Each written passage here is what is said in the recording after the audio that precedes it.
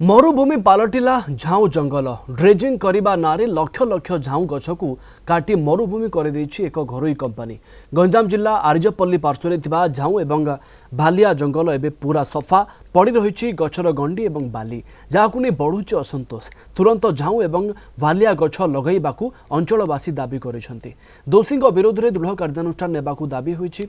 छत्रपुर उपकंठ माटीखाल गाँव में घरोई कंपानी पक्षर सामुद्रिक बाली विरल रासायनिक पदार्थ खनन आड़ एठाकार सबुज अरण्य को मरुभूमि में परिणत कर दि जाइछि। असंख्य पशुपक्षी बासस्थली उजुड़ी जाने एबे आउ देखा जाऊ नाहांती। ए झाऊ बण अंचलवासी को सामुद्रिक बात्या एवं सुनामी भली प्राकृतिक विपर्यय सुरक्षा देउथला। झाऊ गछ सबु काटी दिया जाइथिबारु समुद्र गाँ आड़कू माड़ी आसिबार आशंका उपजुछि। एने स्थानीय प्रशासन प्रतिक्रिया मिली पारि नाही।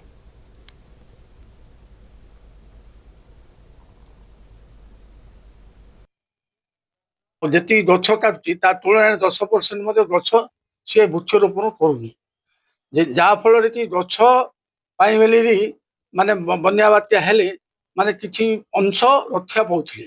गछ हूँ परिवेश आमर गछ गछ मान द्वारा बहुत उपकृत लोक मान होती। केंद्र सरकार आयताधीन कंपानी आईआरएल जो आज परिवेश सुरक्षा करने जगह से परिवेश को नष्ट करुच्ची एवं जो माने जो गछ लगेवा जगह से गछ काटी दौची ता जगह जो कर्मचारी मान दौची जो ठिका कई गछ लगौ ना विकास ना विनाश चली तार तुरंत समाधान होगा दरकार।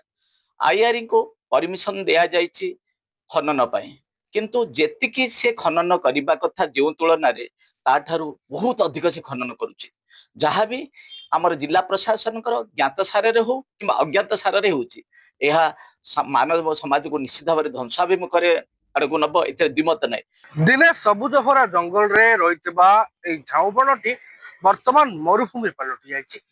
जो घरोई कंपानी ड्रेजिंग आड़ यार गछ काटी नष्ट कर स्थानीय बासिंदा माने क्षोभ प्रकाश करते।